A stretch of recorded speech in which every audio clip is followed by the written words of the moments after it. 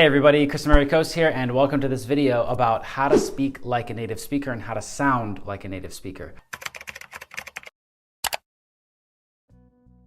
Some people believe that you can never sound like a native speaker because you didn't learn the language as a child. I think that that's not true. I think that sounding like a native speaker is all about copying people. It's just about listening very closely to what other people say and then copying them as closely as you can. The truth is that there are a lot of different types of native speakers around the world. If you're learning English, you should try to find one type of native speaker that is the clearest for you, or that is speaking the type of English that people speak in the place that you want to go. Sometimes my students ask me, Kris, where are you from? And I'm like, well, I've lived in a lot of different countries and I've been to a lot of different places. And they say, okay, Kris, well, where were you born? And I say, I was born in Germany. They're like, what? Kris, you're German? I thought you were a native speaker. So they think that where you were born is the language that you speak, but that's not always true, right? For example, I was born in Germany.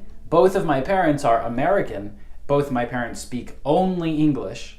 My grandparents only speak English. I grew up speaking English. We moved back to the United States from Germany when I was about 1 year old. So I don't even remember anything about Germany. I didn't know the language. So for me, it's very interesting when someone tells me, Kris, you're not American, you're German because you were born in Germany. Well, that's not true. A native speaker can be many different things, and it's very difficult to say what a native speaker is. So if we're trying to learn how to speak like a native speaker or how to sound like a native speaker, it's really important for us to decide which native speaker we're talking about, right? If you meet a person from the UK, they're gonna have a different accent and sound different than a person who is from the United States or from Australia. Each of these places has different slang, different culture. They might actually talk about different things and use different phrases and sometimes even different grammar. After we've chosen which native speaker we wanna sound like, now it's time to actually use some strategies to copy what they're doing. The first way that we can copy what they're doing is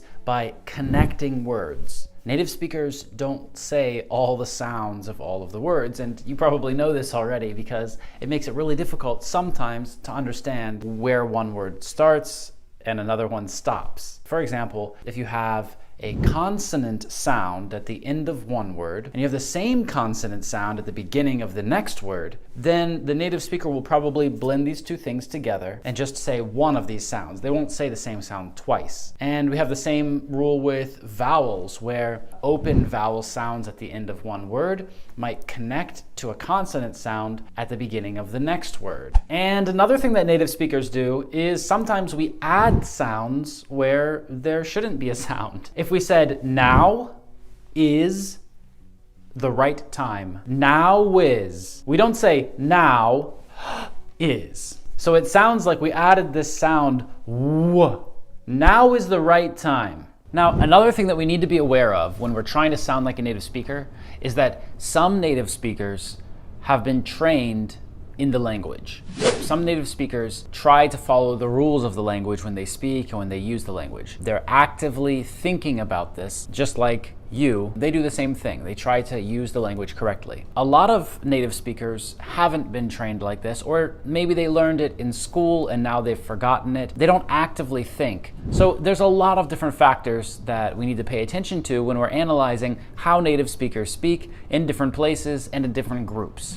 Another important strategy to remember when you're trying to sound like a native speaker is that you need to use local words. There's different slang in different places and with different groups of people.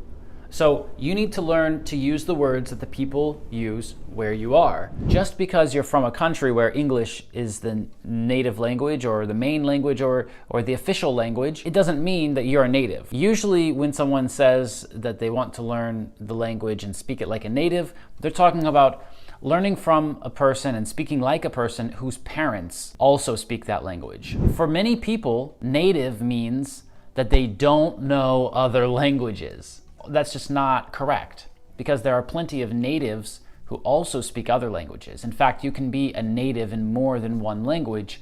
It just depends on your family and where you were raised, right?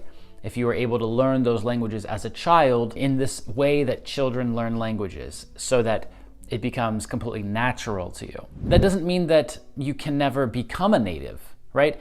How long does it take to live in a country before you become a native? But it's also dangerous to call people native speakers and to use this idea and this concept of native speaker. Because let's be honest, you're a native speaker of your language too. And what does that really mean? Does it mean that you can just go around and say anything that you want and it's always correct? No, it doesn't mean that. It means that you have a lot of experience with this language. Native speakers are not special. Native speakers make mistakes like everybody else. That's why you need to have a balance between academic English that you learn from books and courses and teachers and real English that you hear on the street. It doesn't mean that it's always correct just because somebody else wrote it. We can see a good example of this with the word your, and then the other word your, the same pronunciation. So when you're learning English, it's very clear that these are two different things. Your talks about something that you have. It's your car, your house, your husband, your wife, your kids. It's yours. But your, like Y-O-U''re, this is two words. It's you are. And many native speakers don't know that, or just forget it, or choose not to use it when they're writing online or when they need to communicate something in writing. But a person who has a balance between, okay, I know what the rule is, so this is not correct, but I know what the person wants to say, so it's effective communication. I understand what they're trying to say. This is important to know the difference between these two and to be able to use it. Because if we're just stuck with rules, then we won't sound natural. Another really useful pronunciation rule that you should study if you want to sound like a native speaker is the combination of the sounds t, like the letter T, and y, like the letter Y. For example, in the phrase, don't you, most native speakers do not pause between these two words. They don't say, don't you. They blend them together and they sound like, don't you. Because the t sound and the y sound blend together to create this ch sound. And we have another rule about combining the d sound, like in the letter D, with the sound y, like the letter Y. We don't usually say, did you? We blend these two sounds together and it's did you.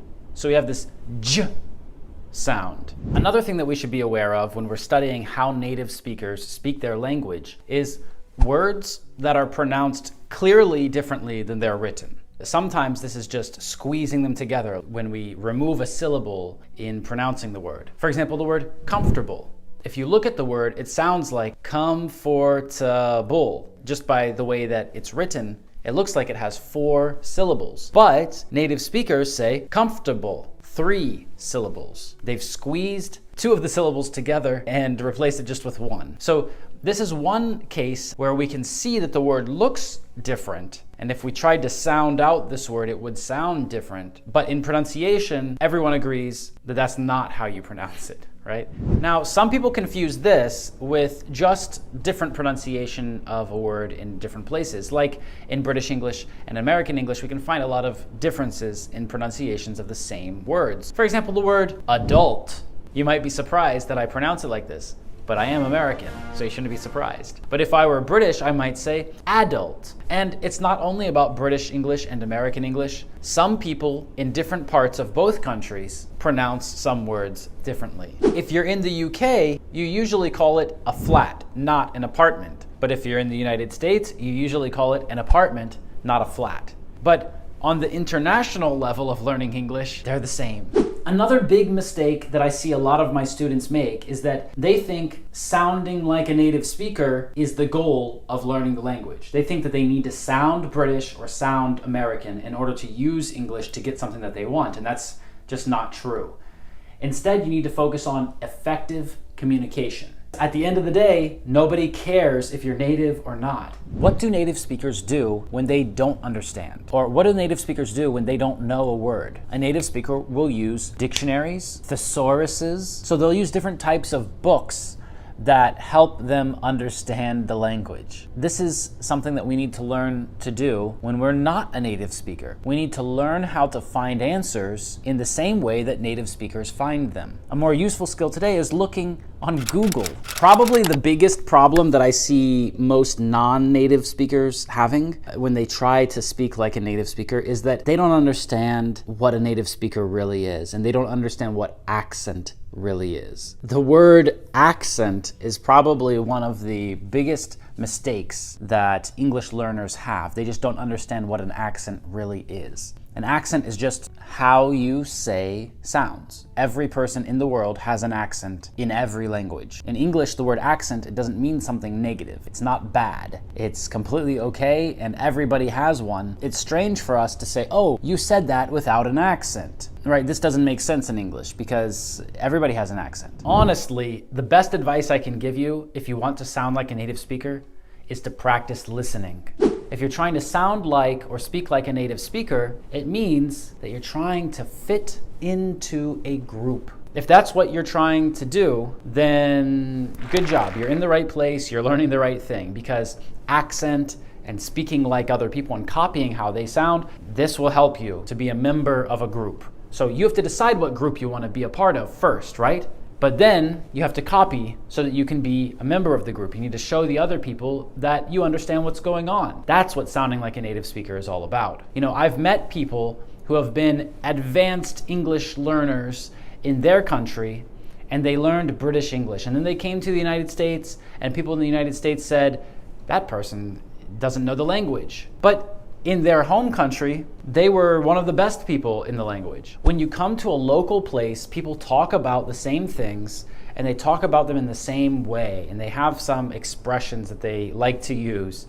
And many people say the same things. When you learn how to do that, and you learn how to copy what all the local people talk about and the things they say and how they say them, then everyone will feel like you are part of the group. All of this is to say that there's really not one exact definition or description of what a native speaker is. And that's why it's not a good goal for you to have. You should not try to sound like a native speaker. You should try to speak and sound like specific people from specific places. Thank you so much for watching this video about how to speak like and sound like a native speaker. Make sure you leave a comment down below and let me know what you think. Press like if you liked it, press subscribe if you want to see more, and also click on the link under this video if you want to come over and join one of my programs and work with me further to learn how to speak English fluently, or maybe to learn how to use English to get what you want in life. And I hope to see you in the next one. Bye-bye.